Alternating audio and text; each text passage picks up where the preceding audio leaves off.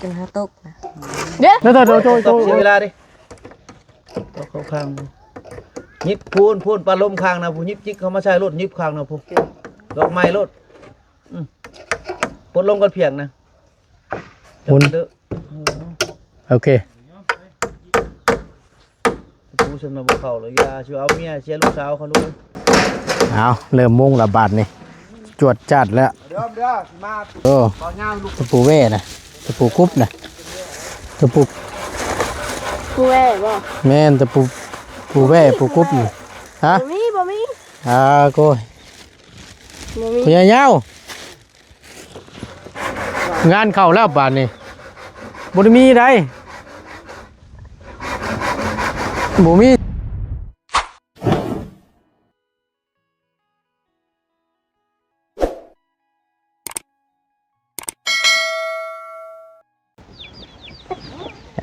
มาต่อกันบานนี้พี่น้องเนาะหลังจากที่กินข้าวกินน้ำแล้ว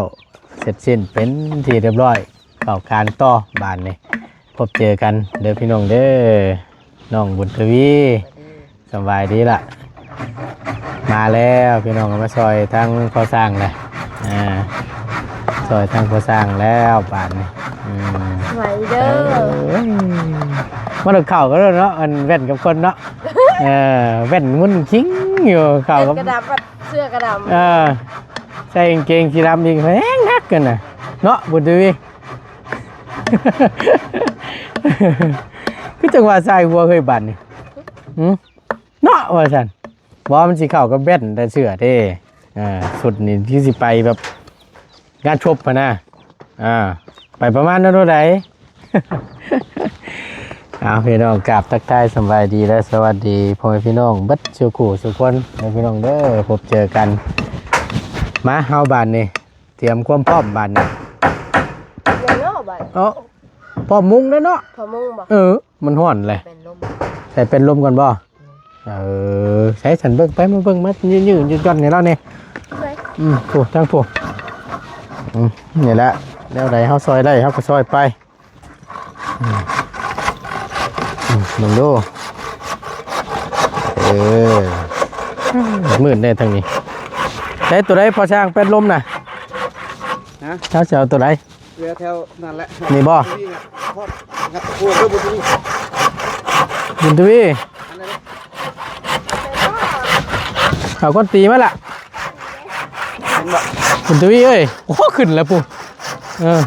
ขึ้นแล้วทั้งนั้นเท่านั้นแหละเห็นบ่เห็นบ่ที่เจ้าขึ้นมาบ่ลูกโตเฮาพูอยู่ในห้องน้ำมาสิได้ช่วยงัดช่วยจับช่วยใบสิได้มุงบ่พอมุงอยู่ตอนนี้พวกมันตะเวนยังบ่ทันได้วิทย์ใบมันใบรูนี่โอเคมันจะสิตัดคำสั้นแล้วพอแห้งเด้อนี่ฮ้อนเด้อนี่ใช้ตัวไหนพอสร้างบอกเด้อตัวนี้พอดีบ่ตัวนี้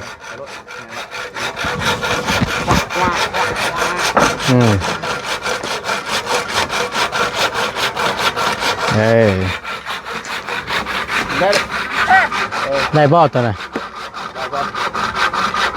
ตัดเข่าตัดมวนแล้วเลยเนาะโอ้แนวมันแหละโอ้เพื่อนเนื้ออ่อนเนื้อตัวนี้ก็ได้แล้วว่าพอสร้างนี่แหละมาตัวนี้ก่อนนั่งตัวนี้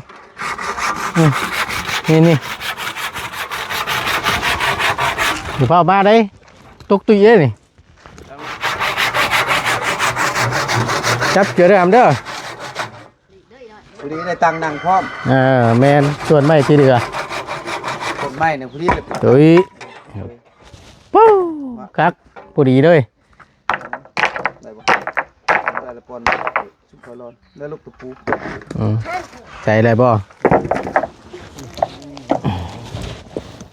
ได้งัดกินเจ้าได้ลูกเอ้ยเด้อเว้ยเนาะเป๊ะนั่นได้มางัดไม้มันจุกลงขนาดนั้นจะผ่าสว่างแจ้งที่สำราญที่สำคัญอยากให้เมียหมอลำเขาให้มันไปดำหน้าน้ำจอย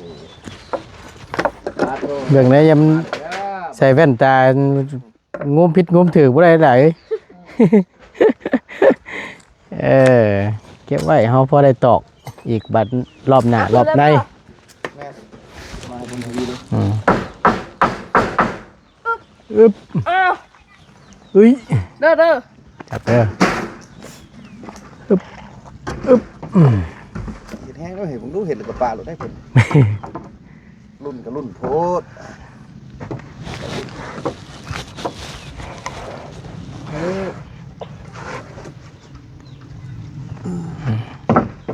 เย็นแล้วเบื่อ ขักบ่เหมาะกับ จับ ตาเลยแมันบ่มันบ่ได้ออกข้างใช่ข้างครัวบ่ บ่ นั่นวะ ข่อยใส่บ่ได้หรอกข่อยหุ่มตา แม่นโอ้ยเวทมันน้อยกว่าเฮาน่ะใช่แต่ตาเคเฮา ใช่ตาเคเฮาน่ะ เดี๋ยว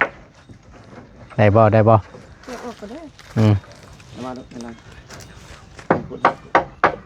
ถอยนะ เอา เพิ่งอ่อนว่าอย่างนี้ โอ้เสียวดิ เจ้าว่าบ่ได้แล้วมันขึ้นอีกปาดเลยแหละ เฮ้ย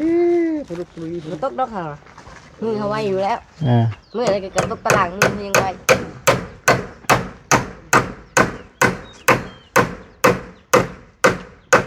ต่อเขาก็ได้มันนี่ ยกขึ้นก่อนเจ้ายกขึ้นก่อนเฮ็ดต่อเคลื่อนน้องแป้งมีแต่มือครึ่งนึงเจ้าก็ยังเฮ็ดทำได้ก็พอ อืม ก็เฒ่าข่อยจะมาย่อเจ้าบ่เมื่อข่อยก็ม่วนแล้ว ม่วนม่วน ม่วนแล้วสิขึ้นเฮือนน้องอึ่งน้องตันว่ะวันที่หยังวันที่17เดือน4ข่อยก็มีโอกาสมีเมื่อเซโปนอีกได้ ม่วนสอห่อได้ไง โตแล้วเจ้าก็อยู่แล้วเว้ยข่อยเมื่อมีเวียกไอ้ข่อยก็ครอบข้าเจ้าเลยแล้วงานเฮาแค่เด้มันเยอะครับ อ่อนเหนือบเนาะ น้ำเสียแล้ว ฮะ น้ำเสีย ใกล้แล้วนี่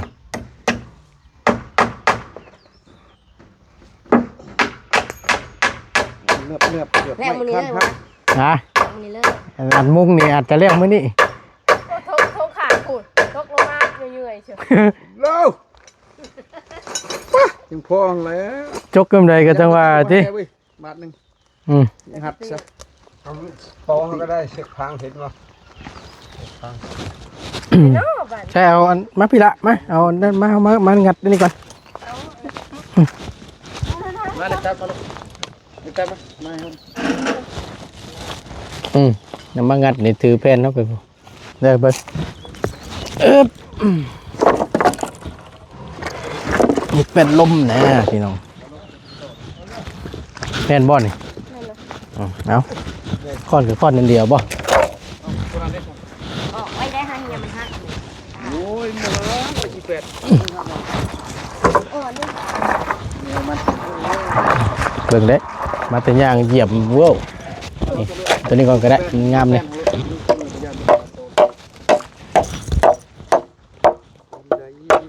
โอกาสที่ไปทันใดที่ไปเจอน้องไม่ชื่นใจ เบิ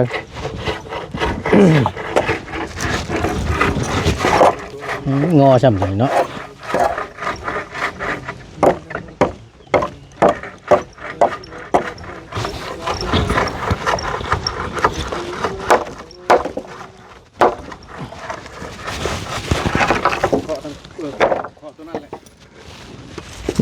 ฝ่ายมันงอใช่ไหมนี่คือร้อนแท้นี่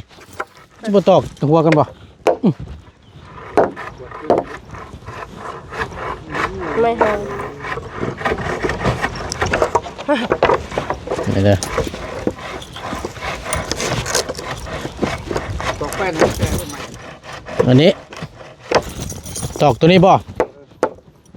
ตกตะลุ่ม พอ ดีมันก็คอยออกเลย เบิ่งซะละ เดี๋ยวเอาเดี๋ยว โอเค แตกอะไรได้ เพราะว่าปลายมันนี่ไงมันงอได้นี่กอดไว้นี่นี่ฮะตัวใหม่บ่ เดี๋ยวหน่อย นี่บ่ ขี้ไก่มั้ง เห็นอยู่บ่ซะ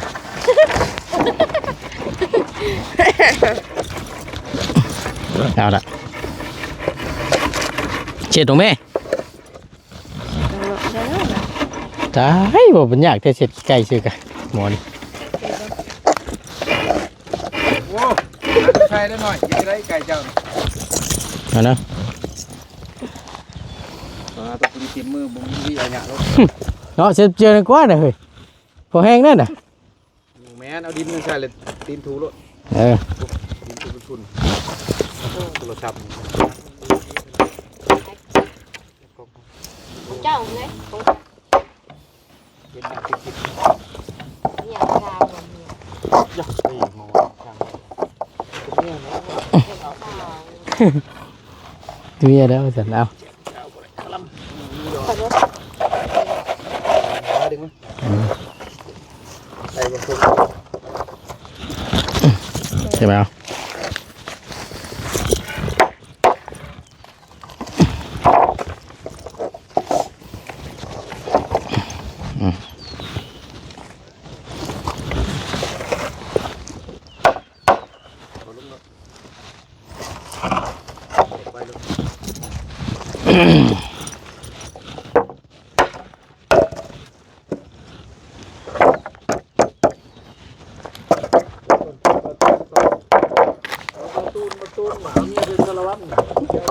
อืม ไปตัวแล้วตัวตูนตัวใดเด้ คิดว่าเฮาบ่ คิดว่ามาเบิ่งคือบ่แม่นหน้าบ่ เออ มันคนละคนเลยดิ ตูนคนละตูนตัวว่า เอออันนั้นตูนเราไต้พุ่นติ จะตูนละไต คนละคนกัน เจ้าถามเฮายังงงอยู่ แม่น ยังดีบาทนี่ว่ะผู้ใหญ่เจ้า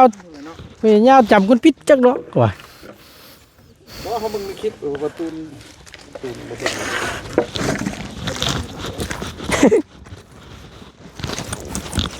ไป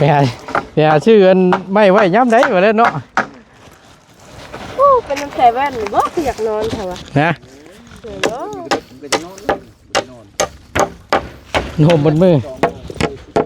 โนมบนมือหมดละ แม่นล่ะ จะจับ เป็นน้ำใส่แว่นหรือบ่ เจ้ายับถอยไปหน่อยๆนั่นได้บ่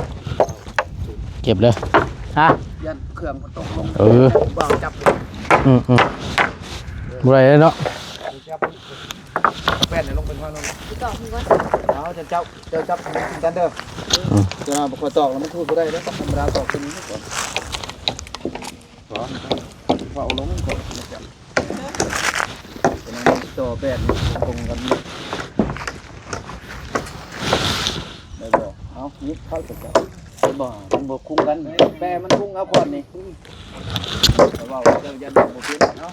เขาขึ้นเลยรถใช้ก็เขามันเพียงมูมันได้มันหลุดเลยเห็นบ่มันบ่ได้เอาขึ้นเพียงมูมันพอเขาเกาะเป็นเขาก่อนยิบก่อน ได้บ่ครับทางนี้ เด้อ โอ้ตายเอา มีไม้ดอกดูฮะเดี๋ยวเลยรุดนะมันก่อมาดีเลยครับใช้ดอกไม้ดอกไม้ของเขาบ่ต้องมันบ่แจก เบ็ดบ่ พุ่นล่ะ เบ็ดแล้ว ยัง มันเป็น เด็ก ปูให้บอกหน่อยดิแล้วขี้ไก่นี่จ้ะ เนาะ กินไก่เท่านี้แหละ ถอนถะละได้แล้วบ่ พอก่อนปลาก่อนมันรุดมาให้พอมันบ่อยากทำงานกับงานชิบะอะไร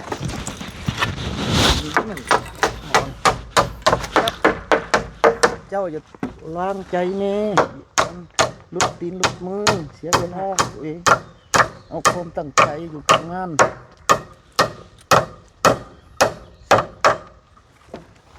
มีความมั่นใจโลกเจ้าก็คือพันเห็ดเวียดมันบ่ได้ เขาพันมาไปโดดน้ำทะเลผม บ่จ้ะอยากไปแห้งกันดิฉัน เห็นน้ำทะเลเขายันจะกินก่อน นี่น้อย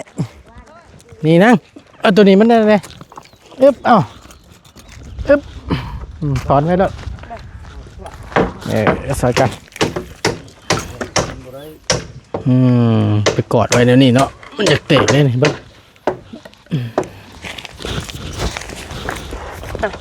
อย่าเพิ่มเลย ตัวนึงเอาผู้ใดบ่มีส่วน ตอกเอา บ่ตัวนึง นี่บ่ ครับครึ่งเลย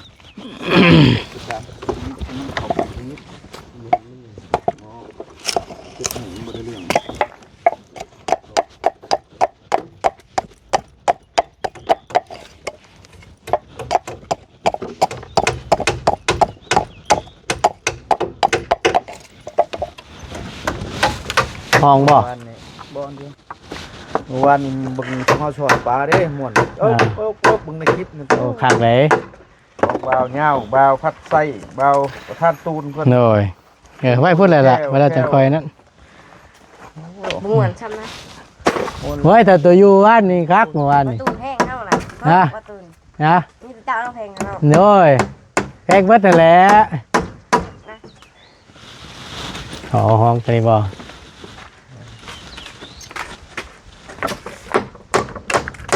บ่ใช้จนชื่อเครื่องให้เราบ่แพง ใช่กับแพงคือกัน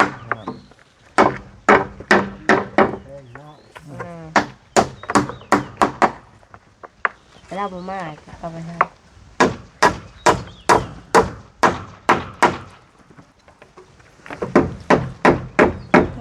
เดี๋ยว ไปมาจากหาวนอนอยู่ทึ่งเลยมันห่ม เอาเด้มันช่วงมันตะเวนยังบ่ทันได้เวียงนี่เวียนเวียงนี่แดดแล้วบาดนี่ นอกจนแจ้ง มี สิ สุก ว่า ตัวเลยมีสุกแล้วมืออื่น ตัวยัง จากเล่นเนาะ เอ้า มีเล่นเนาะตัว อย่าเจ้าแล้วสิเจ้าเว้ากันเดินไปพระเจ้าเด้อลูกเอ้ย อืม น้อยมืออื่นก่อนเด้อมืออื่นก่อนเด้อ เอาตัวเองเล่าถึงบ่รอด เบิดแล้วเด้นั่นน้อยนี่นะตัวนี้ มันไม่เฮ็ด ดี มาพอตับ เยี่ยมเปียกไปโลด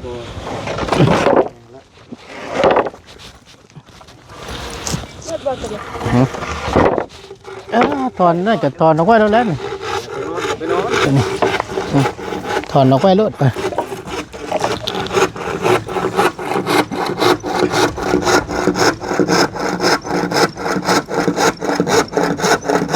ไม่เปียกเลยคักอยู่เนาะ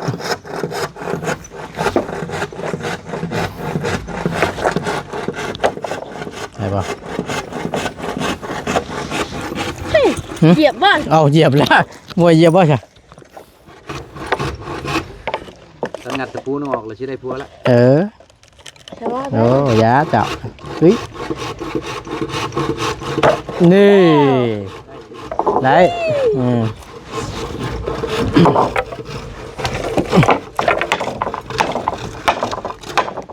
เกิน นี่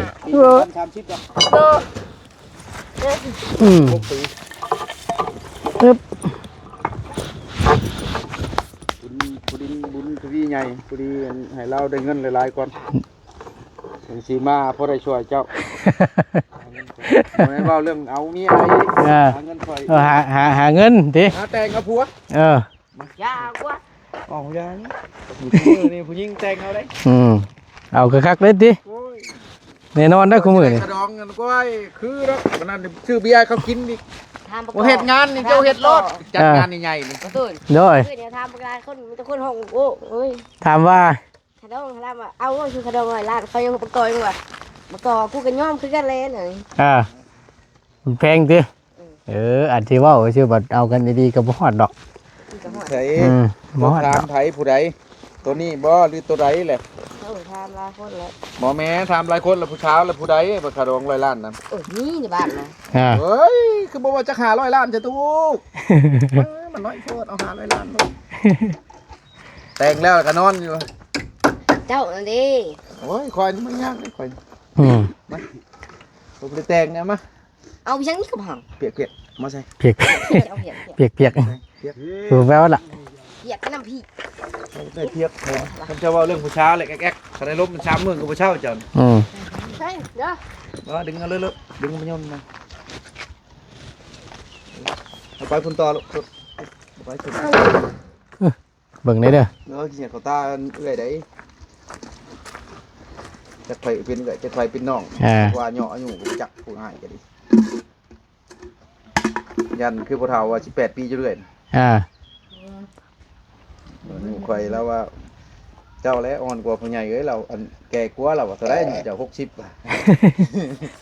กว่าต้นอยู่60นี่แหละว่าอายุจะมีแต่50ปลาย ตัวนั้นแหละติ 13 13 ปี14 ปี17 18แล้วบุญทวี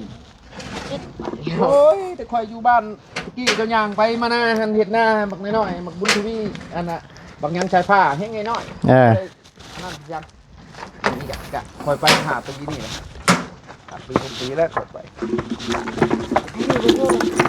2 ปี ป่านนี้จะมาอยู่น้ำเพียงเด้จะปีอยู่ในเพียงกระดอก2 ปีฮะวันนี้จะมาอยู่บ้านนี้จะปีป่ะ 2 ปีหัวเมือง บ่อยู่เมือง3 ปี 4 ปีพุ่นลูกเอ้ย ทานซะบ่ โอ้ยบ่ช้ำไม่ได้เพียง ท้องไหน พ่อเจ้าก็เป็นบลองกองแก่งแถวนั้นก็บ่ธรรมดา ยาวเอ้ย แต่ว่า17 18 ปีแล้วเจ้าจะบวชจักปี2 ปีบ่ ฮะ จะบวชจักปีนะ ม่วนอยู่ตรง ได้ นี้เนาะ เจ้าต้องแม่น 10 ปลายปีพุ่น นม มาลงมาบ่13มักบ่ประตูน บ่ฮักดอก ขี้ดินเด้อ ฮักเดี๋ยวสิ เอ้ยน้ำหนัก6 70นี่บ่ว่ากัน หับหลอกทั้งนี้พี่ละลงพื้นพี่ละต่อนี่ช่างประจักษ์นี่เนาะลงนี่ต่อนี่ช่างประจักษ์นี่ นักนี้เขาแค้นห้องน้ำเหลือก็ชิเลตชาวน้อยพุ่นนะมีแนวห้องไง ถับเลยแห้งหย่อกว่าเก่า เว้ย พอแห้งแหละ จำมีล็อกหมอผู้สิตกกงไม้มันโดดกอดหมอนั่นงาไม้จิกลงกันไปเลย4 คนเดี๋ยวมาตะพากันกินหมักไม้แซ่บนี่หมักงาไม้ฮักด้วย บ่หมักลำไยนี่มันกระเหนียวอยู่เด้กันมะขามเด้ พอกมะขามแน่นอนนะมะขามนะง่ายน้อยๆกับปาโถเพื่อเพิ่นสิอันนั้นเติมหนึ่งอยู่2 ชั่วเนาะ ตีนฮะ โอ้ยเกือบเก็บล่ะเก็บยังน้อยหนึง มาทางนั้น Ừ. เบิ่งคืนเด้อเพราะว่าเพิ่นก็ชันๆแม่นแล้วแหละแถวนี้ก็มีได้ประตูนเด้ ฮะ เกือบ แม่นเด้อนั่นน่ะ รอดแล้วมาตื่น เนาะปาโถ รับกลับมาได้ บุญเฮามีจังว่า ฉันละพอแห้งแม่นบ่เลยนี่ บุญเทวดาบ่เบิ่งไหน เกือบรับกลับมาได้ พอสิเหยียบไปชุกงอกตินั่นล่ะเอาไว้บ่แล้วจังคอยอันถอนออกไว้ใส่อีก เจ้ามามั้ยกาดใส่บ้านลมในห้องนะแดดได้ เลดมานี่เอาแน่นี่ ยากเป็นสำเร็จ พุ่นแล้วโหเมื่อวานนี่ไปใช้เมื่อวาน ฮะ เมื่อวานนี่ไปใช้เมื่อวานไปดิเดี๋ยวว่าเนี่ยว่าคอยทางอยู่เมื่อวานนี่ไปตั้งใดดิว่าบ่ได้มาบ่เฮ็ดยินสิมอยู่ เข้าหลักมาอะไรเลย ฮะ หลักมา บ่ เอาน้ำแป้นบ่ตูนพุ่นมากาดอะไรกันเฮาก็ น้อยยืนนู่นล่ะ สร้าง ยืนไม่ ไม่ บ่ เอาใส่มาสอบเลยก็อันจะเห็นเบียกก็สร้างง่ายก็ยังบ่ลงเห็นเบียก อ่า ก็เราบริหารเลยเขาไปใส่มา โอ้ลังเที่ยว โอ้ยตัว แล้วเจ้าก็วางลงๆให้ลูก เอาจะมืดเด้อพี่น้องสะท้อนแสงขอโทษขออภัยหลาย เอาตัวง้อยตัวนี้เจ้านั่งแล้วเอาแป้นสั่นมา ๆเบิ่งเด้อ เด้อ อึ๊บ นั่น เดี๋ยวนี้เลยบ่ อ๋อนั่นต่อ เดี๋ยว สั นี้ ก เลยบ่ 2ชัวตัว สวยคือสองสวย นั่งนะแป้นอันนี้แปะลงยันมาใส่ถึงเลย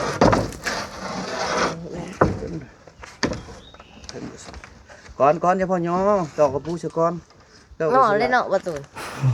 นอได้สิจับได้หรือจะจับแป้นเนี่ยจับตะปูเนี่ยมือใดต้องฝึกความละเอียดฝึกความหับประกันตัวเอง เด้อเห็นให้เบิ่งเด้อ เอา เราแล้วตะปูพุทธชัย น่ะมือจับนี่ เอาจอบตะปูมัน เอามือสับ อย่าลงมาอย่ามันสื่อข่าวเด้อเอาให้เข่าอีกบ่ตะปูสอดบอก สอนเรือ เอาวางลง เอ้า พูดแล้วเจ้าไปจับพูดแล้วมันจับแล้วก็ตอกอยู่ปลาได้มันน่าจะเก่งลีเลยเอาไตไปรถพอลงเงินเพียงเอา จับเด้อ ตัวกระปูตีตัวกระปูเลยมาอยู่เข่าแล้วคอยบึงเอาดอกไม้บ่ได้มันบ่ได้มาถึงหัวเข่าหัน บ้าถึงวันข่าว มันบ่เข่าเอาดอกไม้ยับอยู่เทิงพูงอยแล้วนะส่วนมันนะยับขึ้นอีก นอนหรือเปล่า ย่านพี่ช้างเหยียบไม่ปลาลมอยู่เทิงพู ลุกจนหาตกนะ เด้อ แล้วโจโจโอ้ย ฮะเจ้าจับ ก็มันบ่เข่า อะไร เอาขึ้นมาตอนมันเข่าตี กล้องให้ระเบาเลยเพิ่น มาเจ้ามาจับนี่มาก่อยผู้เดียวใส่ก็ได้นะเจ้าผมบ่ได้เบิ่งกับไม่นะฮะ ตัวมันไหม เอาบ่ได้มันสูง เอาตอกตรงไม้ แป้นก่อนตอกแป้นเข้าก่อน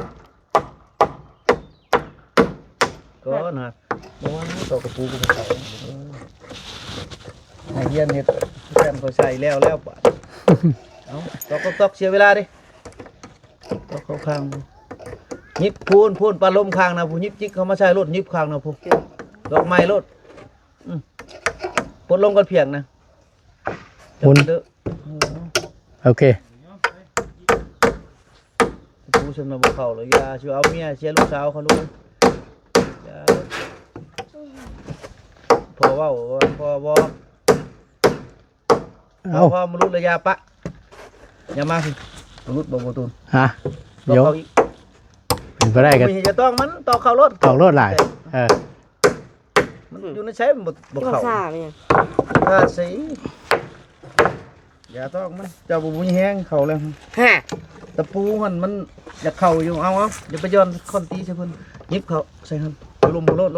เงินถือว่าประตู ตรงบ่ ลง เออตรงละ เอารถเชิญ เออ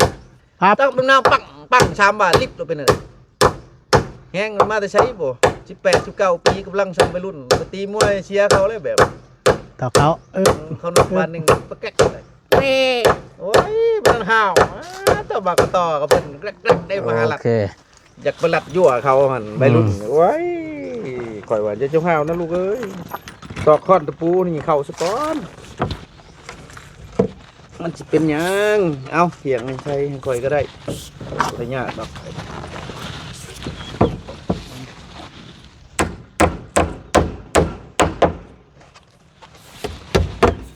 ปั๊บ แห้งแขนแห้งขาพวกเวลามันบ่ได้กันบ่แห้งแล้วมันเสียคนหูสึกตัวเองแล้วเห็นงานต้องตั้งใจเข้าระบบตัวนั้นคุ้มตัวนั้นเบิ่งข่อยสิไปตอกหมอจักดอกปูแปดคือปูน้อย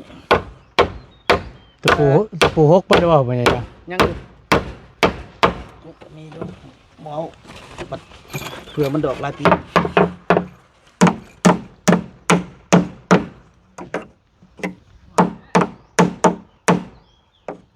เสียคำเสียซูนเลยอย่างแรกเลย เดี๋ยวเขาความตั้งใจเขาเลยตั้งใจมากเพราะว่าเบ้าหน้ำใหม่เขาก็ลบปรับนู่นแหละ เขาก็จากเมื่อเราเลยหยอกบ่เช่าเลยตาตัวแตก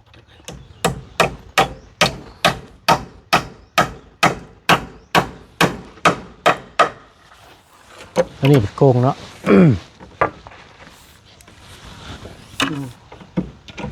ไม่บ่จะทำกันได้จะเข่าหรือบ่เมื่อแตะนี่ตายแล้วเราเจ๊นั่งขึ้นแล้ว เราพอ มาจับ ขึ้น กล้อง เลย ครั้งนี้มันเย็ดดีเลยทางนี้ เขา ได้อยู่ดอกจะทอนแสงหนิดนึง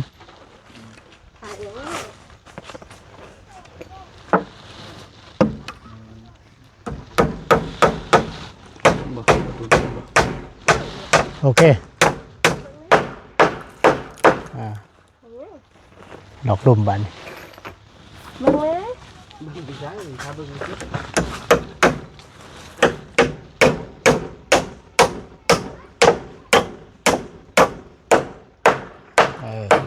บ้าน แงนนอกๆเนาะ แม่นเพราะว่ามันเปิดนอกกันนะแค่นี้ คนก็เบิดหลายก็บ่ได้มีแต่เบิ่งนี่เนาะ โย อืม อ๋อ บุญทวีมันงุ่มโพดเห็ดโพดเข่าโพดแห้งน้อยจนบ่เจอมื้อเช้า อ่า ผมนี่ตึ้งจะไปอาบน้ำเด้อพัด ว้า แขวพัด ว ข้าง ไอ้ใส่ผ้าเล่นหลุดดีกว่า บึงแขวก็พัดได้เว้ยมื้อเช้าจิ้มแขวให้ได้จักมื้อโอ้ชิ้นเยอะชิ้นบ่ได้เด้ เออ เฮ้ย มันก็อยากใส่น้ำเจ้าห้องมันไปมัน กูไปได้ก็จะไปเบิ่งเดี๋ยวจะนำลังเขาได้มื้อแรงได้ บอกเลยว่ามัน เด็กไปในมื้อแรงเลยบ่โอ้ยลูกชายได้แล้วหยอกก็จะไปล่ะ เออ ก็สั่นพี่เก่าก็ได้บ่ตุ้น ทันบ่ กับตัวเจ้าผ่าแหละพอนึกว่าทำมากก็ชินานสบายมาเลยแล้ว นั่นนี่บ่ตัวนี้ไล่เลยเนาะ ไม่จะดูวันนี้ เอาบนเจ้าผ่าชนไม่เจ้าผ่า เอ็นแน่เลย โอ้ย โจฟ้าองนึงนี่บ่เพิ่นยังหน้าน้อย เต็มอยู่โอ้ยตะปูคือเก่าเกือบตาย ยังลงลายถึง เออ เก็บบนเชิญมาใช้ โพดโพก็ยังว่าน่ะทำไรชุยใช่ชุยครัวอยู่ย่านเด้เฮาก็ได้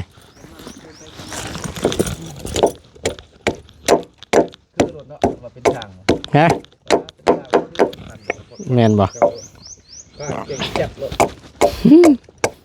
ครับแม่ทางนี่จับปะเขาจะตีก็ได้ผ่าได้ เออ นี่นะเอวนี่เลย ภาพจะไม่แตกกันนี่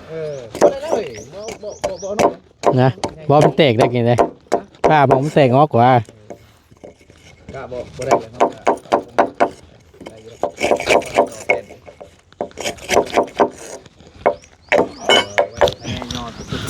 อ่า ไอ้ญาคุณจับญาบุญทวีนี่แหละ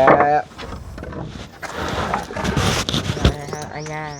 โอนญาแล้วมีผู้รับผู้ชงแล้วก็ญา เออ ญาลูกชายเทวดาเทวดาต้องขอเทวดาต้องเวลูกฮักลูกแฟน มืดกึบอยู่ เทวดาใหญ่มาแล้วไปหาปลาเด้อใช้มองมาป่ะมาจับ ลูกเทวดาเนี่ยลูกเทวดาว่าถูกเลย ทุกอะไรทุก ลูกเทวดาต้องนอนเฮือนเนาะว่าตูน อืม โอ้โหนอนแล้วแล้วจะได้กินลูกเฮ้ย ว่าลูกเทวดาก็ต้องนอน เดี๋ยววางก่อน ว่าลูกเทวดาเขาจะมาหิดวิอ่ะ เพื่อนเรากินเอาเลยไปกินเลย อะไรกันลูกเทวดาทำนอกเลย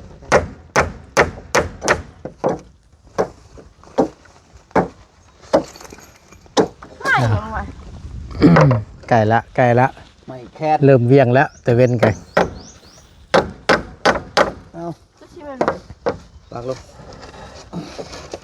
เอ๊บเอ้ยค่ำไม่เพิ่นนะนั่ง มันขึ้นลงมันขึ้น อืม มันขึ้นเอาลงมันเพียง เอาป่ะ เพียงลงกุ้งแล้ว โอเคนั่นแหละ ลงดูประตูกุ้งแล้วตัวนั้น ยังอยู่ ลายบ่ปากมันอะไรกุ้งกันบ่ได้บ่ มันไม่เห็นบ่เสมอ ทั้งเพิ่งบุคุ้งเนาะ ได้บ่ทั้งลุมกุ้งบ่ ทั้งรุมจำเลย ถึงเด้อหมอนเบิ่งดูประกวดมันก่อน อืม พาดูบุญทวี เพราะว่าชนไม่เห็นบ่เพียงได้ในบทเจ็บปันใด บริษัทเนาะ แม่น ย่อ โบยแวนเขากีตาเด้อโอ้ห่างหลาย แม่น เอาครับไปอยู่ส่วนนั้นไปก็จะจับอยู่ไปอยู่หุ่นขอเด้อกดลงรถจัง ก็ลงมา ออกรถ สองเลย บอกเร็วหัดมาให้เกาะก่อนเนาะกันตะปูน โอ้ จับได้ เริ่มแดดอะไรบ้าง อืม จับได้ตัวนั้นงัดให้มันรุดได้บ่จับเป็ดอีกโยเอาแงมพอตีที่จับเป็ดนี่เดียวจับเป็ด โอ้ยบ่ได้ งานลงทางลุมพี่ เจ้าได้ไป เจ้าแล้วจับเป็ด บ่เทิง ตีนเกาะไว้มาจะมาไปปาก่อน หาในห้องบ่เอาบ่ไม่ห้อง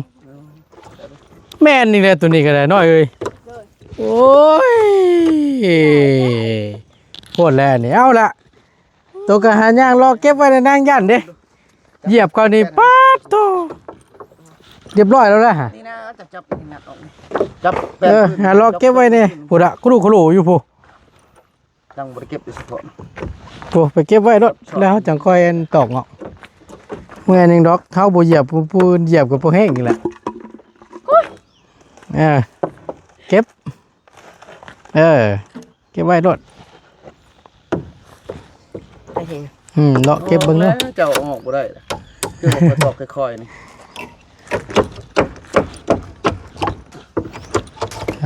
เริ่มฮ้อนแล้วได้ปาดนี่ ไม่ได้บ่กุหลาบกุหลาบเนาะ เนาะอยากได้อยู่บ่ จะได้แล้วนะ อยากโดนสุดไฟไปเลย อีกโดนเซอร์ไพรส์โอ้ยเนาะ